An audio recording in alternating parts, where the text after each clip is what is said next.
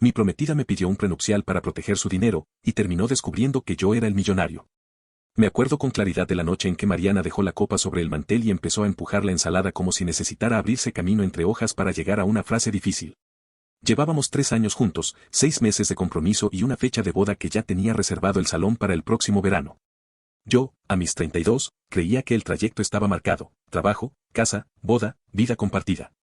Ella, con 29, parecía moverse con esa seguridad de quien ha ensayado la mejor versión de sí misma frente al espejo.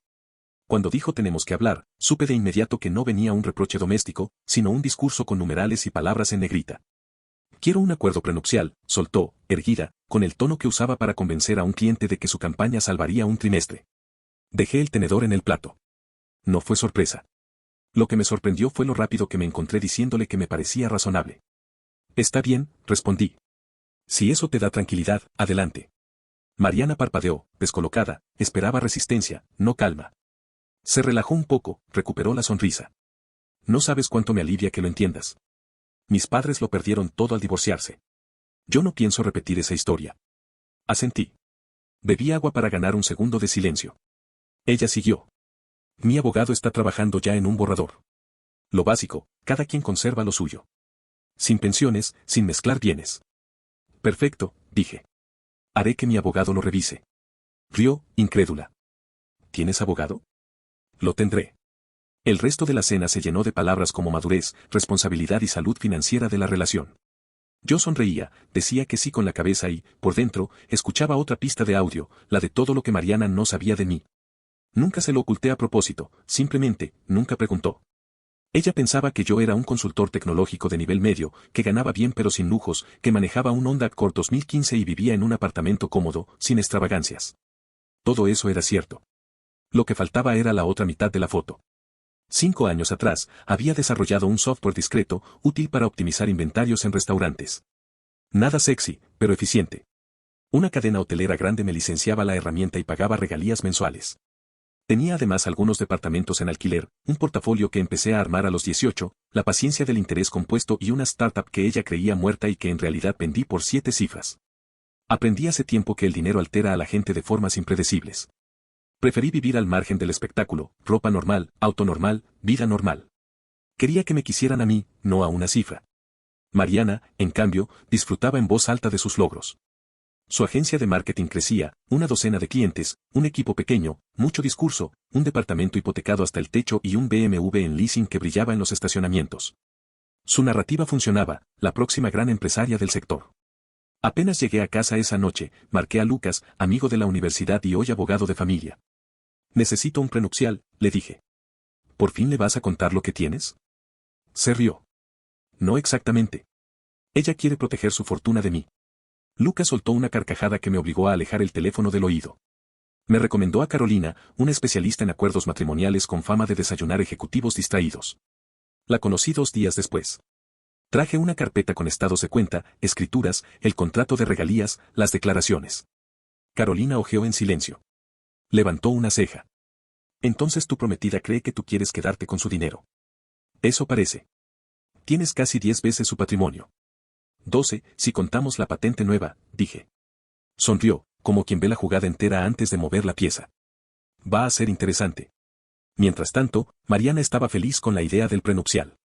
Lo presentaba ante los amigos como un signo de visión moderna, libertad y seguridad. En una cena con nuestro grupo habitual, dijo, orgullosa, que jamás arriesgaría su futuro por nadie y que yo, por fortuna, era lo bastante maduro para entenderlo. Julián, que estaba en la mesa y que además era uno de mis inquilinos, casi se atraganta con el vino. Le lancé una mirada de advertencia. Guardó silencio. En mi interior, noté un cosquilleo de incomodidad, no por la petición en sí, que era sensata, sino por el subtexto con el que ella la adornaba. El borrador del abogado de Mariana llegó a la semana. Me senté con Carolina a leerlo con calma. Empezaba razonable, lo adquirido antes del matrimonio seguía siendo de cada uno, en caso de divorcio, sin pensiones compensatorias. Pero, al avanzar, el documento se teñía de una desconfianza que se podía tocar. Todo regalo superior a 500 pesos deberá constar por escrito para ser considerado propiedad del receptor, leyó Carolina, arrugando el ceño. Seguimos. Una línea nos detuvo. El anillo de compromiso deberá ser devuelto a la señorita Mariana en caso de separación. Luego, otra que me dejó un sabor metálico en la lengua: si llegábamos a tener hijos, ella tendría la última palabra en decisiones financieras que los involucraran. Y una más, como puntilla: en caso de separación, yo debía abandonar el hogar conyugal en 30 días, sin importar a nombre de quien estuviera la propiedad. Carolina dejó los papeles sobre la mesa. Esto es insultante. Te trata como a un cazafortunas. Déjala, respondí, tranquilo. El documento es completamente unilateral. Ella se blinda y te deja expuesto. Lo sé. Preparemos una contrapropuesta, pero no la envíes todavía. Nos pusimos a trabajar. Lo nuestro era simple, casi didáctico: lo de antes, de cada quien, lo que construyamos juntos, de ambos, sin pensiones, sin sobresaltos. Añadimos una cláusula: eso sí, divulgación financiera total. Nada de sombras. Declaraciones fiscales, inventario de bienes, activos, deudas, claridad, el mejor seguro. ¿Cuándo la envío?, preguntó Carolina. Cuando te lo diga. Entretanto, Mariana se mostraba eufórica. Me llamó su madre, Beatriz, para agradecerme que no fuera uno de esos hombres inseguros que se asustan de una mujer con ambición. Yo asentí en silencio, con una sonrisa que no me llegaba a los ojos. La reunión conjunta se fijó para el jueves. Una sala de conferencias elegante, mesa larga, agua en botellas pequeñas, carpetas alineadas como soldados. Mariana llegó impecable, traje ejecutivo que gritaba control. A su lado, el señor Serrano, abogado de cabello plateado y gesto altivo, me midió con esa mirada que algunos aprenden temprano, la de quien cree saber que vale cada quien al cruzar la puerta. Supongo que ha tenido tiempo para revisar los términos, dijo, ajustándose las gafas. Así es, respondió Carolina, serena. Tenemos una contrapropuesta y una solicitud previa, divulgación financiera completa por ambas partes. Es estándar, intervino Serrano, extendiendo una carpeta gruesa. Aquí está la información de la señorita Mariana. Carolina colocó nuestra carpeta sobre la mesa, como quien deja un libro sin prisa. Serrano la abrió. Vi cómo su expresión se tensaba, primero leve, luego con un gesto de quien no encuentra un punto de apoyo. Mariana se inclinó, curiosa. Esto no puede ser, balbuceó. Todo está verificado, dijo Carolina, profesional. Declaraciones, contratos, escrituras, patentes, estados de cuenta. Mariana palideció. Se giró hacia mí. ¿Qué es esto, Andrés? Tu solicitud de divulgación, respondí. Exactamente como la pediste. Sus manos temblaron al pasar las páginas: 4 propiedades en renta, licencias de software con regalías mensuales, inversiones, la venta de la startup. Serrano carraspeó, incómodo. Quizá deberíamos tomar un receso. No, dijo Mariana, elevando la voz. ¿Por qué no me dijiste nada? Nunca lo preguntaste, contesté, atornillado a la silla para no inclinarme hacia su herida. Y siempre dijiste que el dinero no importaba en el amor. Yo pensé, empezó. ¿Pensaste qué? Pregunté. ¿Qué me hacías un favor al estar conmigo? ¿Que era afortunado porque salía con una mujer exitosa? Carolina tomó de nuevo la palabra, con firmeza. Mi cliente propone mantener finanzas separadas, dado el diferencial entre ambos. Está dispuesto a renunciar a cualquier derecho sobre los negocios o propiedades de la señorita Mariana, siempre que ella haga lo mismo. Mariana seguía mirando los papeles como si estuviera frente a un idioma que entendía y, al mismo tiempo, no quería leer. Vendiste una empresa por... Serrano se detuvo en el número. $2.300.000. Asentí. Y conduzco un Honda, añadí. Gran rendimiento de combustible. La broma quedó suspendida en el aire, pesada. Serrano empezó a sudar. Intentó sugerir otra pausa. Mariana se puso de pie, rígida, la barbilla tensa. Necesito aire, dijo, y salió con paso rápido, seguida de su abogado. Carolina esperó a que la puerta se cerrara. Me miró con esa mezcla de complicidad y alerta de los que, aun cuando ganan la jugada, no olvidan que el tablero sigue abierto. Bueno, dijo. Hasta aquí, salió bien. Yo apoyé los codos en la mesa y respiré. No sentía satisfacción. Sentía, más bien, el comienzo de una grieta. La idea del acuerdo en sí nunca fue el problema era la historia que Mariana necesitaba contarse y contarle al mundo, que ella era la fortaleza y yo, la suerte. En silencio, pensé en los últimos meses, sus bromas en público: ese Andrés me mantiene con los pies en la tierra, que sonaba amable para la audiencia y, en mí, dejaba una marca de tiza. Entendí que lo que había ocurrido en esa sala no era una trampa ni una revancha. Era simple transparencia. Dolorosa, sí. Pero necesaria. Esa tarde, Lucas me envió un mensaje escueto: te lo dije. Prepárate para la resaca emocional. Le respondí con un pulgar arriba que resumía todo lo que no sabía decir. Las siguientes horas, antes de que Mariana volviera a escribir, se estiraron como goma. No buscaba pelear. Tampoco justificarse. Solo necesitaba ordenar la versión de sí misma que acababa de resquebrajarse. Yo, por mi parte, me repetí lo esencial: la gente que amas merece la verdad, no la humillación, no el secreto, la verdad. La puerta de la sala se abrió y asomó la asistente con 2 botellas de agua nuevas. Las dejó. Dijo que el señor Serrano llamaría para reagendar. Agradecí. Me puse de pie. Guardé la carpeta. El vidrio de la sala devolvió mi reflejo: corbata discreta, reloj sin ostentación, el mismo tipo que había entrado. Solo que, ahora, por fin, todo estaba sobre la mesa. Salí a la calle con la sensación extraña de haber cruzado un puente que yo mismo había construido despacio, ladrillo a ladrillo, sin anunciarlo. El aire olía a lluvia. Caminé sin rumbo unos minutos antes de llamar a un auto. Mientras esperaba, vibró el teléfono. Era un mensaje de Mariana. 3 palabras: tenemos que hablar. No respondí de inmediato. Subí al carro, me quité la chaqueta, apoyé la cabeza en el respaldo y miré por la ventana. No imaginaba aún cuántos giros emocionales vendrían. Solo sabía que el juego de las apariencias había terminado. Y que, si había de continuar, sería con la luz encendida. Las siguientes 48 horas fueron una mezcla entre silencio y tormenta.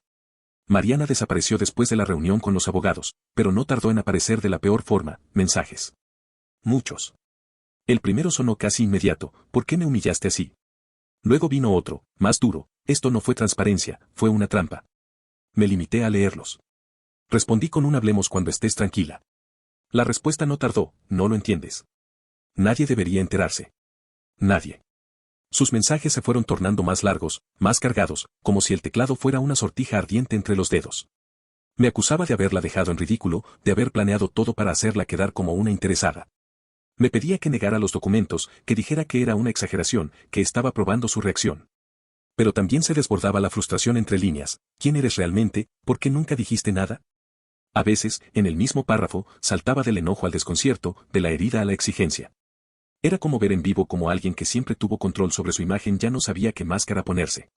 Luego vino el silencio. Y supe que eso era peor. 3 días más tarde, un sábado por la noche, alguien tocó con insistencia mi puerta.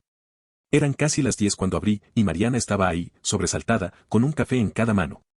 Tenía ojeras, la sonrisa ladeada, el esfuerzo visible de alguien que está en modo mesa de negociaciones. Entró sin esperar permiso. «Podemos arreglarlo», dijo, dejando uno de los cafés sobre la mesa. «¿Arreglar qué exactamente?», respondí. Se sentó, cruzó las piernas y respiró hondo, como si necesitara que cada palabra entrara medida y estratégica. «Nadie tiene que enterarse de esto. Podemos firmar tu versión del acuerdo, tú proteges tus cosas, yo las mías. Pero», se detuvo un segundo, «dejemos lo demás fuera. Tu situación. Tus bienes. Tu cuenta. Todo lo que diste a conocer. Podemos olvidarlo, Andrés». Me recosté en el sillón. La observé con cierta lástima, no por ella como persona, sino por la prisión en la que parecía vivir, su propio relato. «¿Quieres que oculte lo que tengo?», pregunté. «No es esconder, es mantener la coherencia», respondió, con un tono vulnerable, casi infantil. Sus ojos brillaban. No era solo enojo. Era miedo. A perder eso que más valoraba, la historia de sí misma que había conseguido imponer al mundo. Antes de que pudiera añadir algo más, continuó. «Mi familia, mis amigas, mis clientes, todos tienen una idea de quién soy. La mujer independiente, la que logró todo sola, la que no necesita ayuda de ningún hombre. Si se enteran de que tú tienes más dinero que yo, ¿qué pasaría?». La interrumpí. «Pensarán que todo lo que logré no vale. Que lo hice gracias a alguien más. Que nunca pude alzarme sola». Apretó los puños. «Me van a tratar como cazafortunas. Y no lo soy». La ironía quemó el aire entre nosotros. Ella había exigido un acuerdo para protegerse de mí, cuando nunca tuvo nada que temer. Y ahora quería que escondiera la verdad para no dañar su marca personal. «Mariana», dije despacio. «Si lo que dice la gente vale más que lo que tú sabes que eres, entonces no estás construyendo una vida. Estás construyendo un espectáculo». Ella cerró los ojos un momento. Empezó a llorar, pero no de tristeza. Era un llanto de rabia contra sí misma, contra la grieta que se abría. «¿Cómo puedes decir eso?», soltó con la voz rota. «Yo nunca me aproveché de ti. Nunca pedí tu dinero. Nunca». «No», asentí. «Pero necesitaba sentir que tú tenías más. Que yo ganaba contigo. Que eras la fuerte, la líder, la autosuficiente. Y cuando te diste cuenta de que no era así, te sentiste engañada. ¿Por qué lo fuiste?». Gritó de pronto, de pie, temblando: «Me dejaste creer cosas. Me dejaste presentarte como el chico simple que yo levantaba. Me hiciste pensar que eras alguien que yo superaba. Tragué saliva. Dolía. No por el orgullo, sino por lo que confesaba, para que ella se sintiera grande, yo tenía que ser pequeño. Nunca dije que fuera pobre, respondí. Tú asumiste. Yo simplemente no corregí. Mariana quedó quieta un instante. Su respiración era rápida, su rostro, una mezcla de furia y asfixia emocional. ¿Esto es amor para ti? ¿Una competencia? No es amor cuando uno necesita estar arriba del otro, dije.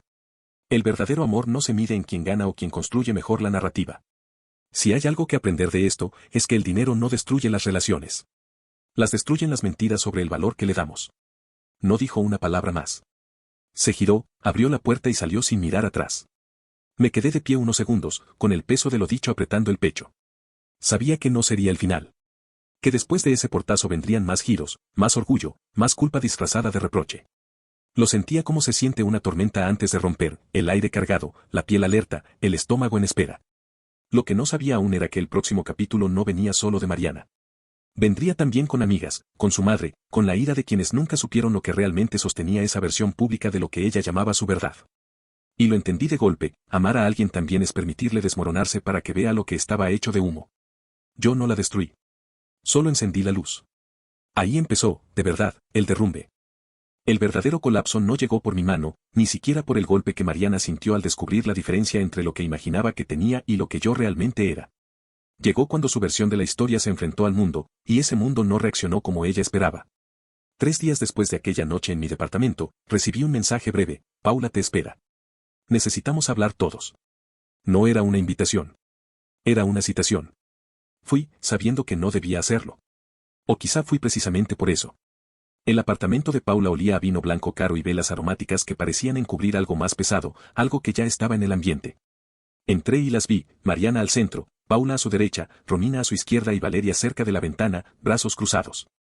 Me senté. Nadie sonrió. Andrés, empezó Paula con un tono que pretendía cordialidad pero sonaba a juicio técnico. Queremos entender lo que está pasando. Mariana está devastada. No lo aparenta, respondí, con calma. Mariana miraba al piso, como si quisiera meterse ahí. Habló Romina. La situación se salió de control. Fingir que eras rico para luego dejarla en ridículo no tiene ninguna lógica emocionalmente estable. No pude evitar reír. No me burlaba de ellas, sino de la total inversión de roles que estaba presenciando. Ahora yo era el manipulador que fingió ser pobre para destruir a una mujer. ¿Fingir? Pregunté. ¿Qué es lo que creen exactamente? Estuvimos revisando, intervino Valeria, abriendo una de esas aplicaciones que todo millennial presume como fuente de verdad absoluta. Y no hay registro público de que hayas vendido ninguna startup. No hay nada sobre tu software. Solo dice que trabajas como consultor. Porque lo hago, contesté, sin inmutarme. Y gano 40.000 al mes. Más ingresos pasivos. Más regalías. Paula frunció el ceño, como si estuviera descifrando un enigma. ¿Y por qué vivir así? Preguntó. ¿Por qué parecer a alguien normal? A veces lo normal es mejor que lo perfecto, contesté. Si tu identidad depende de cuánto ganas, nunca sabrás quién eres sin una cifra al lado. ¿No lo entiendes? Exclamó Mariana, alzando la voz de pronto. Esto no es sobre ti. Es sobre cómo me hiciste quedar. Silencio. Cada palabra resonó como un vidrio roto. No era sobre amor. No era sobre confianza. Era sobre la imagen. ¿Quedar ante quién? Pregunté. Mariana no respondió de inmediato. Se permitió un segundo para tomar aire. Me miró con ese fuego que solo enciende el orgullo herido. Ante todos. Me dejaste creer algo que no era cierto. Me dejaste sentir que yo era la que sostenía todo. Que yo era la fuerte. ¿Y ahora qué soy? Una mujer que no sabía que su prometido era rico. Una ciega. Romina intervino, incómoda. El punto es que se siente engañada, Andrés. La relación era desigual y tú lo sabías. Sí, admití. Era desigual, pero no de la forma que creías. Y eso es justamente lo que te molesta. De alguna forma torpe, esas palabras fueron más dolorosas que cualquier gesto. Mariana apretó la mandíbula, sus manos temblaron encima de sus rodillas, y entonces lo hizo. Me abofeteó. Como si ese golpe pudiera recomponer todo lo que se le estaba rompiendo dentro. No sentí ira. Sentí, apenas, una larga tristeza. Te odio, susurró. Por hacerme sentir pequeña. No respondí de inmediato. Nadie se movió. Solo el sonido del aire acondicionado llenaba la sala. No te hice sentir pequeña, dije, al fin. Solo quitaste la venda que te permitía sentirte grande a costa de otros. Paula se llevó una mano a la frente. Valeria miraba a Mariana con un destello de compasión. Romina no sabía dónde poner las manos. Mariana se derrumbó ahí, no físicamente, pero se notaba en su mirada, algo se había quebrado terriblemente, como si de pronto ella misma se viera con los mismos ojos duros con los que siempre evaluó al resto. Me levanté. No vine a defenderme. Vine a decirles algo simple, no quiero pelear. No quiero convencer a nadie. Pero no voy a seguir alimentando una mentira para que alguien más pueda sostener su marca personal. Ni uno se movió cuando tomé mi abrigo y salí. Cerré la puerta. Escuché, justo antes de dar el paso final, un susurro tenue, eso salió peor de lo esperado. Mientras bajaba las escaleras, comprendí que lo que estaba viviendo no era una ruptura sentimental común. Era la caída de un personaje. Y no el mío. Mariana no estaba perdiendo a su prometido. Estaba perdiendo a su audiencia. Y no hay soledad más brutal que esa. Esa noche no dormí. No por dolor o duda, sino por lucidez extrema. Entendí que el conflicto ya no tenía nada que ver con el acuerdo prenupcial. Era la primera vez que alguien desarmaba la historia que Mariana había construido de sí misma, haciendo que cada mirada ya no fuera reflejo, sino juicio. A la mañana siguiente, la rueda siguió girando. Un nuevo mensaje llegó. Esta vez no era de Mariana, sino de Beatriz, su madre. Andrés, lo que le estás haciendo a mi hija no tiene perdón. Jugaste con ella. Ella creyó que eras un hombre sencillo y ahora está siendo juzgada por ser quien es. No tienes vergüenza. Respondí lo más honesto que pude, nunca fingí. Nunca pedí que me juzgaran como pobre ni como rico. Solo quería que me amaran sin medir en qué categoría caía. Beatriz no respondió. Y no lo necesitaba. A veces es mejor reconocer que ciertas personas nunca verán el cuadro completo, porque están demasiado ocupadas siendo parte de él. El siguiente movimiento, sin embargo, no vino de Mariana ni de su madre. Vino de alguien inesperado, su propio abogado. Un correo escueto, enviado a Carolina, donde anunciaba que renunciaba al caso. No podía, según escribió, formar parte de una maniobra para encubrir la verdad ante terceros. Carolina me llamó minutos después, casi divertida. No necesitas ganar. Ella ya está perdiendo sola. Yo solo respiré hondo. Había un sabor amargo detrás de todo eso. Tener razón no era una victoria. Era, en ese momento, una forma de pérdida distinta. Pero también supe, en ese instante, que la historia no había terminado. Que aún faltaba el último acto, ese donde Mariana intentaría rescatar el control, a cualquier costo. Y yo tendría que decidir, ¿seguiría calmado en mi lugar, o pondría un límite definitivo? La mañana en que recibí la llamada final de Mariana, ya sabía que las piezas no se podían volver a unir. No porque no hubiera amor, eso quedó sepultado tras tantas capas de orgullo, sino porque una relación basada en apariencia se resquebraja en cuanto la luz entra por la grieta. El teléfono sonó a las 7:43. Número desconocido. Respondí. Era su madre. Andrés, Mariana está devastada. ¿Qué te costaba callar? Dijo sin saludar. No mentir. No pretender. Eso cuesta menos, respondí con calma. Beatriz suspiró, ahogada en su propio resentimiento. Solo pedimos un poco de tiempo. Que no hablaras de tu dinero hasta que ella se consolidara en su negocio. ¿Y qué más, Beatriz? ¿Que me dejara jugar al novio humilde para que a Mariana la siguieran viendo como la estrella independiente? Silencio. Bebí un trago de café frío. Dejé que el silencio se instalara. Eres un hombre desalmado, Andrés. No, solo uno que aprendió a no construir relaciones sobre personajes. Colgó. No volvió a llamar. Las semanas siguientes fueron una combinación extraña de intentos desesperados por recomponer lo irrecuperable. Mariana intentó todo, de la rabia furiosa a la negociación fría. De exigirme disculpas públicas a proponer pactos de confidencialidad sobre mi patrimonio para proteger la imagen que tanto había trabajado. Me envió flores, ellas, que odiaba los gestos cursis, y un correo de 3 páginas con un título tan increíble como desgastado, podemos empezar de cero. Pero el cero ya no existía. No se trata de cuánto tienes o no tienes, me dijo un día en persona, en la sala de mi apartamento, como si hubiera olvidado que había sido ella misma quien trajo la cifra a la mesa la primera vez. Se trata de cómo me hiciste sentir. Te hice sentir la verdad, respondí, sin alzar la voz. Eso no es maldad. Es claridad. Mariana se puso de pie, temblando, como si cada palabra fuera un latigazo a su versión de los hechos. No entiendes nada. Gritó. Después de todo lo que trabajé, ¿tengo que vivir siendo la mujer que se iba a casar con el millonario sin saberlo? ¿Esa es mi historia? ¿Tragar eso sin hacer nada? Esa fue tu historia porque tú la elegiste, contesté. Pero la verdad no era tu enemiga. Lo era tu necesidad de que nadie supiera que tú no eras la más fuerte en todo. Su rostro se contrajo en rabia, pero sus ojos escondían otra cosa, tristeza profunda. No por perderme. Por perder la versión de sí misma que el mundo le había comprado durante años. Ese relato perfectamente construido donde no necesitaba pedir ayudas ni aceptar que alguien más también era capaz de triunfar. Al día siguiente, el abogado Serrano renunció a representarla. Me enteré por Carolina, quien me envió un breve mensaje: se está derrumbando. No intervengas. 2 semanas después, Mariana apareció sin aviso en mi oficina. No la esperaba. Entró y se detuvo al ver el lugar, las paredes minimalistas, la vista panorámica de la ciudad, el mobiliario elegante que nunca había mostrado en redes ni a amigos, porque todo eso, sentía, pertenecía a otra vida. Más silenciosa. ¿Este es tu despacho?, preguntó, incrédula. Desde 3 años antes de conocerte. Se sentó, sin fuerzas. Y por primera vez en mucho tiempo, habló con honestidad sin escudos. No te conocía, en realidad, musitó. Pinté una imagen en mi cabeza y la defendí como una verdad. Lo sé, respondí. Pensé que solo necesitabas a alguien como yo para equilibrar tu vida. Para darte una historia de éxito emocional. Pero yo era la que necesitaba equilibrio. No respondí. A veces lo más difícil es callar cuando uno ya tiene todas las respuestas. Se levantó despacio. Sacó el anillo. Lo dejó sobre mi escritorio. No sollozó. No hizo drama. Solo dijo: no puedo casarme con alguien que me haga sentir pequeña. Yo nunca te hice sentir así, contesté.